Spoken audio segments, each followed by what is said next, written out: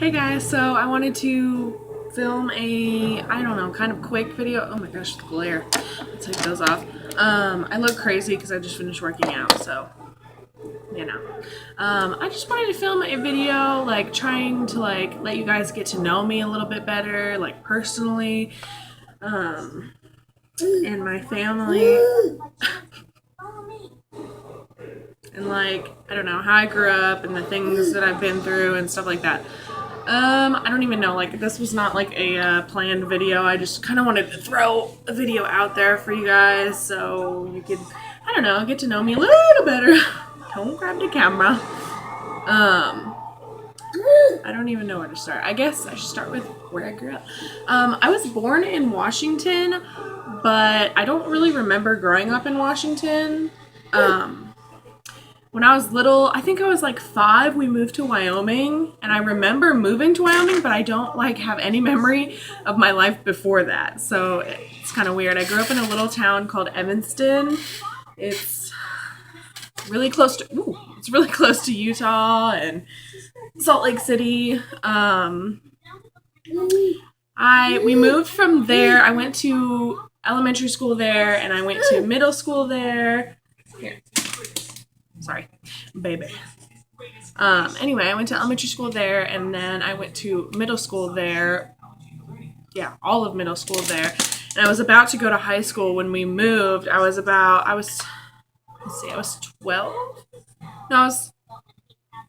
No, I guess I didn't finish middle school there because we moved to Kansas when my mom ended up getting a divorce, and then we decided to just move. We were like, let's just get out of this small town. So I grew up in a pretty small town to that point in my life. When I was almost 13, we moved my birthday's in June, and we moved the October before my birthday. So we moved to Kansas in October. I don't even remember what year. I'm not even going to try to figure that out right now. When I was almost 13, and it was kind of hard moving when you spent like your entire life up until that point in one small like town. And then we moved to Kansas. We moved to a town called Prairie Village, and I don't live there anymore, so I don't feel like scared telling you guys that. And I just remember, like, when I was younger, like, my first birthday here, my 13th birthday, I remember, like, inviting a bunch of random kids that I had met in middle school to my birthday party, and only, like, one showed up, and it was just really hard. And then I kind of went through, like, a emo phase and, like, went all goth and emo and, like, wore black to school and all that. I was really, like, I don't know, outspoken about the fact that I hated that we moved. And I was a dramatic kid, to be honest. And I don't know, we went from living in a really nice, large house to moving to a really wealthy area where what we could afford in Evanston, we definitely could not afford out here. Like, the cost of living out here is so much more than the cost of living where I came from. Let me just do something with the baby. Anyway, so we went from living in a really small town where the cost of living was pretty, I mean, I don't know, I was a kid back then, so I would assume it was a lot more affordable than out here because we lived in a much larger house, and I mean, it helped that my mom was married. But after we moved out here, my mom actually met somebody else, and he moved in with us, and his mother moved in with us, and they brought a lot of cats. And my grandmother lived with us for like the longest time, ever since I can remember. My grandmother on my mom's side, my mom's mother, always lived with us. So it was me, my sister, and my mom, and then her husband for a long time. And then when they got divorced, it was me, my mom, my sister, my grandma, my mom's boyfriend at the time, and his mother all lived in one little house, like a 3-bedroom, I think it was. Yeah. 1, 2, yeah. 3, and then we turned an office into a bedroom, so a 4-bedroom house. And it was a big change for me, and I went through like a big like repression stage where I was like, I don't know, like a dramatic kid, and made my mom's life a living hell. And of course my sister was the same. Like, she kind of made my mom's life a living hell when we moved out here, because you know how kids are. And then, you know, teenage phases. And I ended up going to high school out there. We lived in that house for, I don't even know, from the age of 13 until I was like, I think it was 19 when we moved, or maybe 20. No, I was 19 when we moved out of that house, and we moved to Missouri, about 45 minutes away from where we originally lived in Kansas. So, because we lived right on the state line of Kansas. So we moved across the state line, 45 minutes away from where I grew up here, and moved into a much larger house. Like, my mom was able to do that. And we honestly, we moved like about a year or two, I want to say, after my grandmother passed away. And I don't know if I'm going to get into that subject because it's really hard for me. My grandma was like my very best friend. So, yeah, I'm like tearing up just thinking about her. So we ended up moving out here and getting a larger house again. And my mom finally got to, like, I don't know, live in a bigger house and like have a better situation. And she is still with the man that she met when we moved out here. And I don't want to like say any names. So, and then let's see, I went to college when we were still living in that first house in Kansas. I started college right before we moved, and I was still, no, maybe I dropped out before we moved here. Yeah, I dropped out of college right before we moved into Missouri. One second. Anyway, so I dropped out of college like right before we moved out to Missouri because financially it just was not working for me. And, you know, I went right from, I graduated high school a year earlier than I was supposed to. And I went right from high school, like the following semester, I went to college. And I really regret doing that. Like, my advice is that you like sit down and figure out for sure what you want to do in your life before you try to go to college and spend all your money and student loans and all that on college when you don't know what you want to do. So I did about a year and a half, like 2 years of college, I think, yeah. And ended up dropping out and not getting my degree in anything or anything like that. I was going for theatrical cosmetics, and I was just getting like I started out just going for my like overall liberal arts degree and business. And I mean, I had a strong passion in those things, but I was so young and financially it was so hard that I ended up dropping out and going back with my mom to Missouri. And then from there, I guess I should get into the fact that my boyfriend at the time of like 5 years was living with my mom and me and my sister, practically living with us, like 24/7 was at my house. And then after I dropped out of college, he remained in college, and we kind of like grew apart, I guess you could say. I ended up getting a job, like a full-time job, and he ended up having a job and going to college, and I guess he met somebody at college, and we ended up taking a break, and then it just ended up not being a break. It ended up being like a full breakup.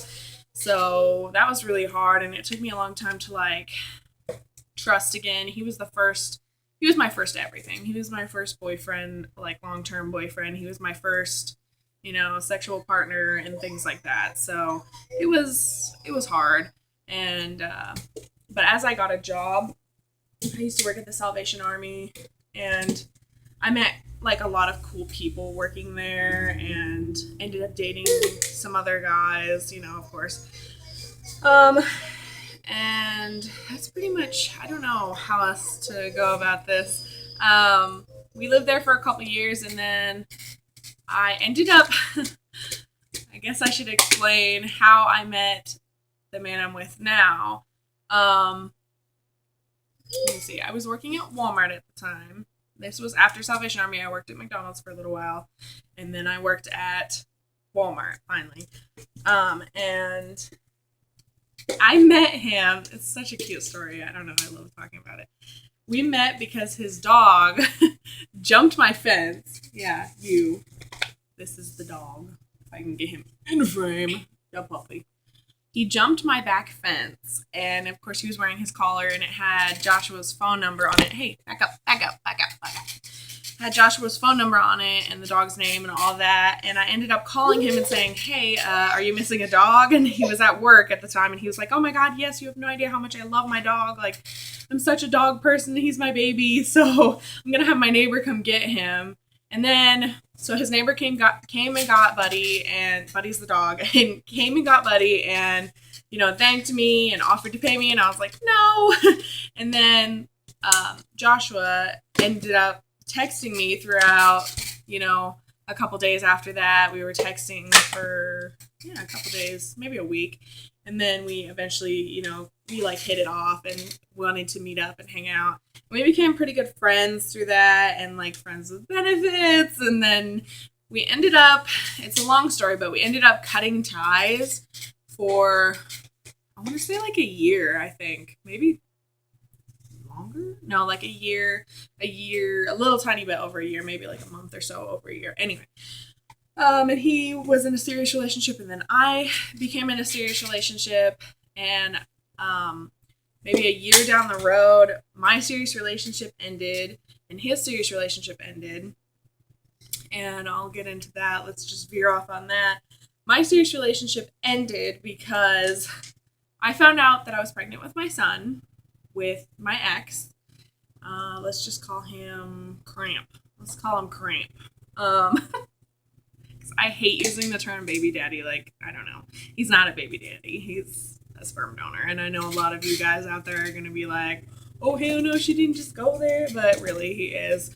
So we'll just call him Cramp. When I found out I was pregnant with my son, he did not react well. Like, I don't know. We just did not get along after that. And he turned into a whole other person and ended up saying some things that he really should not have said about the pregnancy and what I should do about the pregnancy.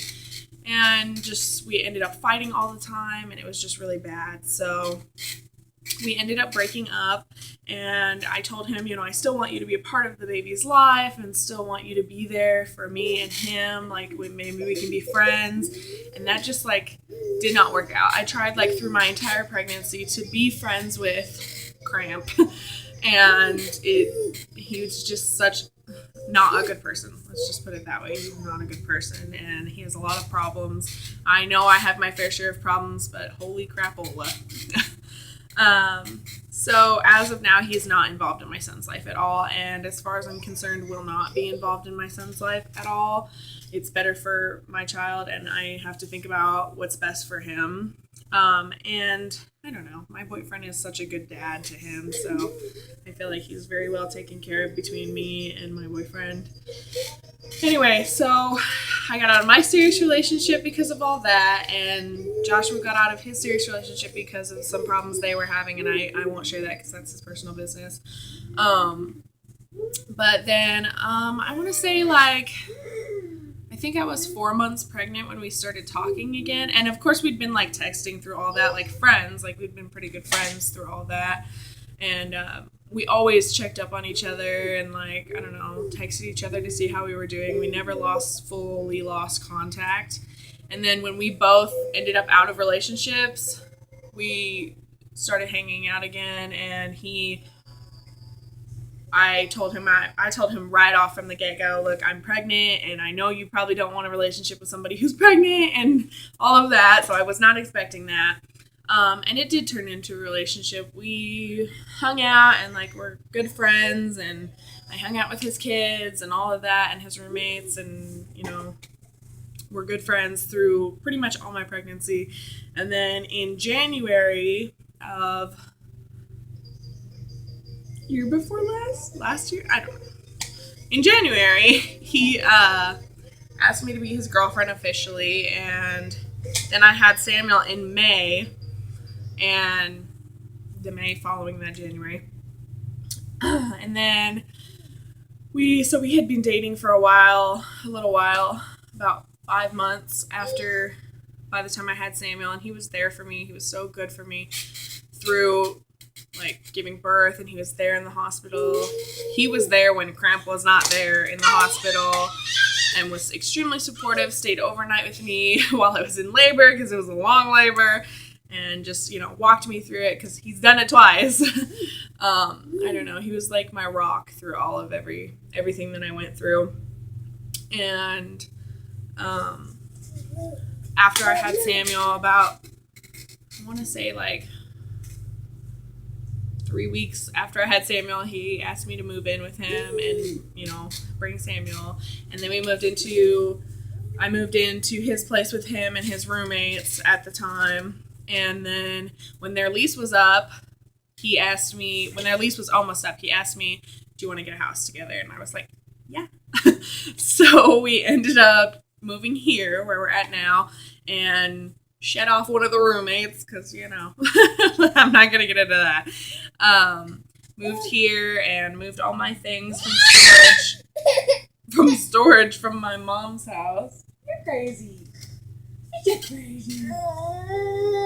From storage from my mom's house, and here we are now. And I don't know, I feel like my life, I never would have thought my life would have ended up here. It's just crazy. My son's birthday is in 10 days. It's going to be a year, which sounds crazy. Apparently, it sounds crazy to him, too. Want to come out of there? Want to say hi to everybody? This is my baby. You can't touch the camera. No. So his birthday is in 10 days, and that sounds really crazy to me. And yeah, I don't really know what else to talk about. If you guys have any questions, of course, feel free to ask me about like any details of my life or anything you want to know about me personally, and I will try to answer them as long as they're not too like personal, like where do you live? I'm not gonna tell you guys that. Don't be mad. Get glad. Don't be mad. Get glad. Anyway, feel free to comment and ask me any questions you guys might have, and I want you guys to feel close to me, and I want to feel close to you guys. So thanks for watching. Say thanks for watching. Bye-bye.